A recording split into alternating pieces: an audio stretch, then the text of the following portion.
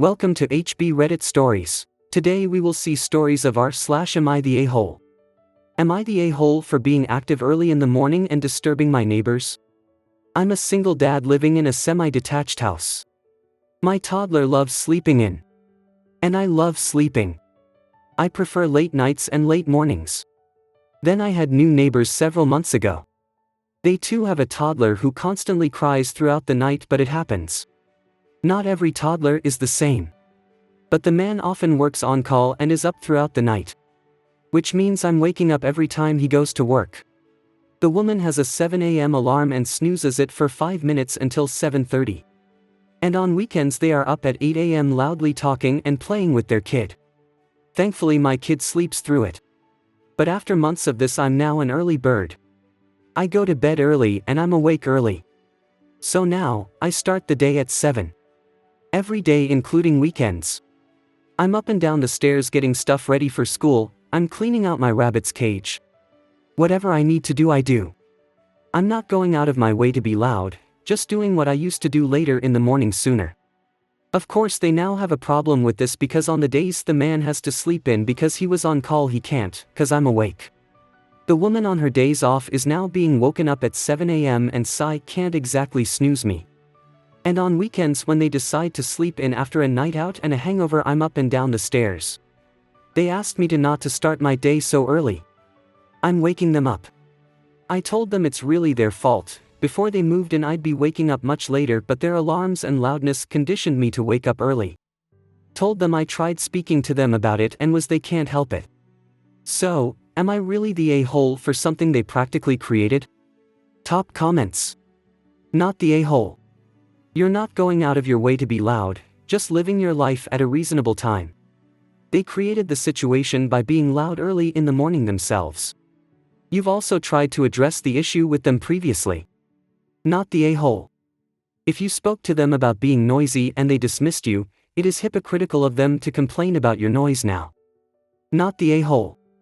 I think whoever made your houses out of thin paper is the real a-hole here. I thought I could hear my neighbors a lot, but going up and down the stairs and cleaning out a hutch are not loud activities. If they can hear that, then it's not your fault, you're literally just going about your home. They need to be realistic. Opie replies. The houses are about 100 years old. Can't really do too much about it without spending a lot of money. Next story. Am I the a-hole for refusing to let my best friend's fiancé propose at my wedding? So, I, 30F, got married last month to the love of my life, and everything went off without a hitch, except for one awkward moment. A week before the wedding, my best friend, Maya, 29F, asked if her fiancé, Jake, 28M, could propose to her at my reception. Apparently, Jake thought it would be romantic and was convinced that it would make their moment more special. Now, I love Maya, but the idea of having my wedding overshadowed by their proposal didn't sit right with me. I politely said no and suggested they have their own special day. Maya seemed a little disappointed, but she said she understood. On the wedding day, I noticed Maya and Jake were acting distant, and it was clear something was off. I later found out that Jake was upset with me for ruining his plan and felt like I'd been selfish for not allowing them to share in the love of the day. Am I the a-hole for refusing to let them have their proposal at my wedding, or was I being selfish by not letting them make it a double celebration? Top comments. Not the a-hole. Your wedding day is about celebrating you and your partner, not serving as a backdrop for someone else's proposal. Proposals at weddings are often seen as inappropriate because they can shift the focus away from the couple being celebrated, which is exactly why you were right to say no. Honestly, your friend should have known better than to ask in the first place. It's common sense that it's rude to make someone else's wedding about you, and I don't understand why she even thought that would be okay. It's your day, not an open mic for other people's romantic gestures. You weren't selfish, you were just setting a completely reasonable boundary. Stand by your decision, and don't feel bad for keeping the spotlight where it belonged, on you and your partner. Not the a-hole. There should be a special place in the afterlife for people who hijack others' special events, weddings, birthdays, engagement parties, funerals, anniversaries, etc., to announce their own special event. My only exception to this rule would be if an unexpected emergency or family tragedy takes place during/just before said event. Not the a-hole. Were Maya and Jake also planning on paying for half the costs of the reception, caterer, DJ, decorations, etc.? I mean, they wanted to share in the love of the day, so did that mean they wanted to also share in the costs of the day? Yeah, didn't think so. Again, not the a-hole. Next story. Am I the a-hole for not giving my daughter money to buy food since she won't talk to the college desk to fix her food card? So, my daughter recently started college in person and part of her expenses is covered by a meal plan. She is 19 and her first year of college was commuting because of her anxiety. She decided to go to college in person this year and is staying in the dorms. The problem is her food card isn't working. It's something that can easily be fixed by contacting the college dining services, but she refuses to go talk to them. She needs to get a new one since this one is bent. My daughter has pretty bad anxiety, especially around making phone calls and talking to people in authority. I've told her repeatedly that all she needs to do is go to the dining services office, but she won't do it. As a result, she's been skipping meals and calling me, upset that she's hungry. I have expressed multiple times that she needs to handle this and go talk to the people. I've refused to step in and handle it for her. I got a call today asking me to give her some money to buy food at Walmart. I told her no and told her to go talk to the people.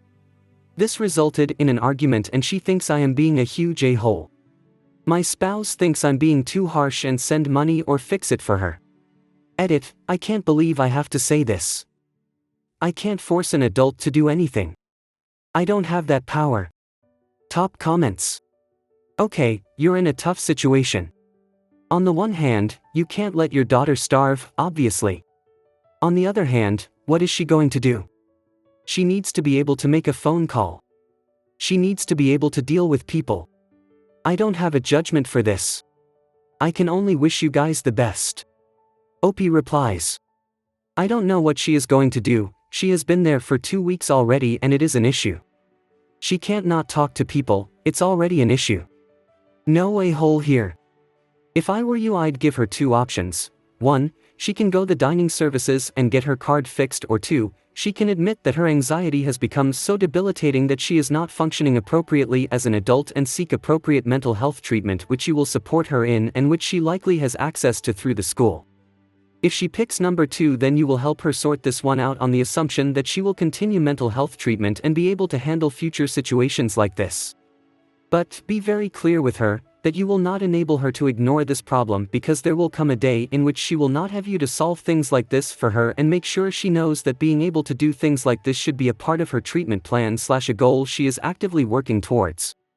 It's okay to be understanding of the fact that her anxiety is so bad she cannot do this and to recognize that limitation, but that then also means she is responsible for working to get to a place where she can overcome this with your help as a parent.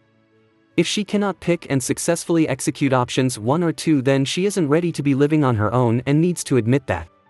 So if she digs in her heels and or refuses to address the problem, or if your spouse fixes it for her, then don't keep paying for dorms. She's basically told you through her behavior that she isn't capable of resolving very basic problems, which means that she can't be trusted to look out for herself in the dorms. If a dorm mate overdosed, attempted or completed suicide, had a mental health crisis, had serious alcohol poisoning, or experienced a sexual assault, all statistically possible things in a college dorm, would she be able to handle talking to campus security, an RA, EMTs, school administrators, or even law enforcement? Or is she a walking, talking liability for herself and anyone who lives with her? What happens if there is a fire or flood in her dorm and she needs to arrange other temporary housing through school administrators at a time when you cannot pick up the phone? Obviously, there are future implications to this level of anxiety as she gets older, but you also need to look at how safe she is right now in the present moment. Her anxiety is so bad that starvation seems like the better option to going in and talking to dining services. Which begs the question, what else would she choose over having to contact authorities? Would she not contact them and instead ignore it if there is an obvious prowler in the dorm or even just a broken window anyone could get in? She's telling you she's not safe to be on her own yet, and you'd be an a-hole if you ignored that. Edit, I'm seeing all your comments that you can't force her to go to therapy. You're right, you can't. But you can tell her, adult to adult, about the potential repercussions of her refusal to address this problem and work through this, and then, if she fails to listen, let her face some of those consequences in a protected way. You don't have to pay for her meal card, her dorm, etc.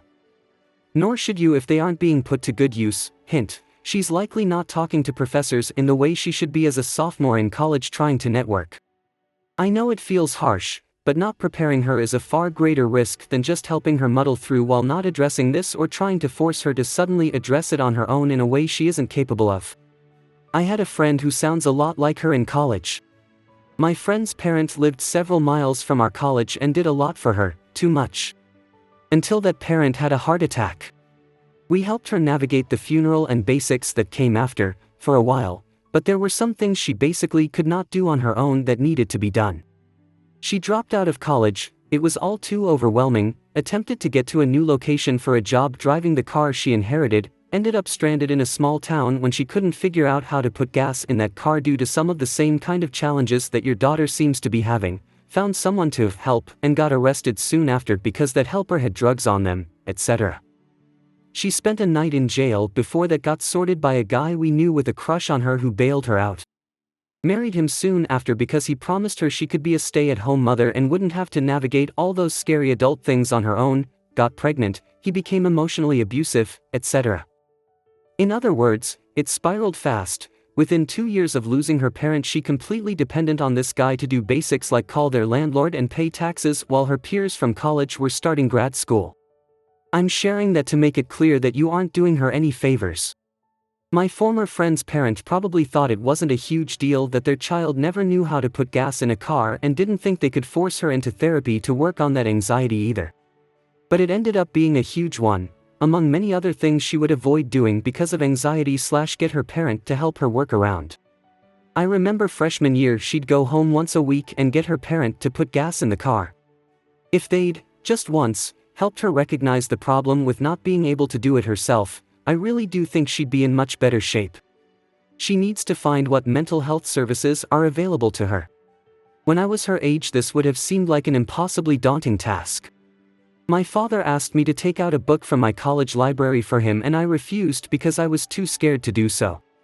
If she is skipping meals rather than go ask for help, what she needs to do is not as easy as you think. Is there an email address for dining services? Maybe contacting them that way would be better, and once they tell her to come in maybe she'd be able to do that. Opie replies.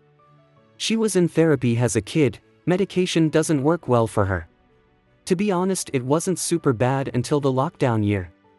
Almost a whole year of not interacting with people. Next story. Am I the a-hole for hiding my boyfriend's anime body pillow while my parents were visiting? My boyfriend, 32M, and I, 27F, have been together for a year. He's only met my parents once over the holidays last year because they live pretty far away. They've been visiting this past week, and since he and I just moved in together they were excited to see our new place, and get to know my boyfriend a little more. We have an extra bedroom, and this has become my boyfriend's gaming room for the most part, but we agreed when guests come over it would be a second bedroom. He really likes video games and anime in particular, so he has a lot of toys and artwork that he's collected over the years from different games and such. One thing he has is this anime body pillow that features a sexy anime girl on it. He also has a mousepad for his gaming computer that resembles a busty anime girl. Before my parents came over I asked him to take down his toys and stuff so they could be comfortable. I was upset to see that he left the body pillow and the mousepad in place. I don't really feel comfortable with either item, but he's really into anime so I've always kind of left it alone. But I absolutely didn't think it was appropriate to leave it in there when my parents would be staying over. I took the cover off the body pillow and put the pillow in the closet, and I put the mousepad in a drawer in our room. When my parents arrived and we showed them to their room, my boyfriend noticed the missing pillow and mousepad. Later, when we were in bed, he brought it up to me and asked why I hid them. I told him I didn't think my parents would feel comfortable with those things in the bedroom, and when they leave we can put them back. My boyfriend got really upset. He told me that he feels like I'm ashamed of his interest in anime. He said he spent his whole life feeling like people think he's weird for being into anime, and he didn't expect his own girlfriend to be just like everyone else. The next day, I noticed him taking some of his manga books off our bookshelf and putting them into a box. I asked him why, and he said something like, "I'm putting them away so you don't have to look at them anymore." I feel really bad. I feel like I hurt him, but I just really didn't think my parents would feel comfortable sleeping in a room with those items. But now he's just acting so distant and cold, and he's not really engaging with my parents at all. They keep asking me what's wrong and I don't know what to say. Am I the a-hole? Edit, thank you for all of the responses. And sorry it took me a few days to update. I was waiting for my parents to leave so I could talk to my boyfriend about all of this. I read through the comments and it kind of validated something I already was feeling. Sexual decor aside, the way he acted the next day when he was putting the books away really bothered me. I ended up explaining the situation to my parents and they weren't exactly thrilled by his reaction either. I got the feeling after this trip that they don't really approve of him, which is neither here nor there. I'm 27 and I'm old enough to make my own choices. But above everything else, my parents mean a lot to me. I never get to see them, and it was important to me that my boyfriend would be present and treat them well while they were here. After they left, I drove them to the airport. Boyfriend refused to come. I came back from the airport and found a couple trash bags outside the door. Turns out that once I left, my boyfriend started throwing all of his anime things into these bags. I asked why and he said something along the same lines as before, that clearly his interests weren't welcome in my home and he'd keep them in his car until he figured out what to do with them. I kinda snapped. I'd been keeping it together all week for my parents, but I had enough at this point. I told him I never asked him to get rid of his anime stuff, just that it wasn't appropriate for my parents while they were staying with us. I told him this reaction is unfair and he's being manipulative. I told him that this week was supposed to be about him getting to know my parents, but he was too fixated on this anime issue to even spend any real time with them. He then called me manipulative for making him believe that I was cool with his love for anime for the past year when I was clearly ashamed of it. He also said he didn't want to be a part of a family that doesn't appreciate anime. We went back and forth for a while and then I told him we needed space. I wasn't even really planning that, but it came out and it felt like the right thing for me. Well, he then started crying a lot and apologizing and immediately tried to take back what he said, but I was just done at this point. He left eventually and now I'm here in this apartment alone. Well, and the mousepad and body pillow, lol. He left those behind. Anyway, I don't really know if we're broken up officially or what, but it seems to be heading that way. I'm just feeling awful and I almost wish this all happened before my parents visited because I feel like it tainted the whole trip. But yeah. Thanks for the replies guys and for helping me open my eyes a bit. Top comments. Sorry, your boyfriend is trying to make you feel guilty about her fetishes and I think you shouldn't let him. Don't get me wrong, everyone has the right to have preferences and fetishes, and get kinky, and whatever, as long as it is legal. But let's be honest here, objects representing over-sexualized lollies, which isn't just anime, might be as awkward for guests as Playboy posters when entering an adult's home, even more awkward if those guests are parental figures. Please, tell your boyfriend it was a good try, but he perfectly knows the sexual connotation those very objects have, so he should stop playing the victim and trying to blame others whenever something doesn't go as he expects. That's a jerk move. Most clear not the a-hole I've seen today. Edit, some of you have noticed I, perhaps wrongly, none of us know, assumed the pillow and stuff was lolly related. Indeed, not all busty women in manga and anime are lollies, e.g. Boa Hancock or Tsunade. Thanks for your kind comments. However, the main point of my remark are 1. Such busty women have an undeniable sexual connotation that might be seen as awkward by guests sleeping on the same room, all the more reason if these people are your parents. 2. The boyfriend is trying to gaslight OP so that she feels guilty for acting just as a socially well-adjusted adult. Thanks for reading. Have a great day. There's a huge difference between anime/video game decorations and sexualized anime content. A busty mousepad and a sexy body pillow would most definitely make anyone feel uncomfortable. I get that it's his space too, but I think a small amount of compromise for a limited time isn't a problem at all. He might see it as you being embarrassed of his interests, but the reality is most people aren't comfortable with sexualized decor. It's not about anime at all. Not the a-hole, he really needs to have more consideration for others. Not the a-hole and, in fact, your boyfriend probably needs counseling. Your boyfriend is dishonest in portraying his interest as being in anime and not sexually suggestive portrayals of young-looking women. We need to stop entertaining this stuff. It's not indicative of emotionally mature and sexually healthy behavior.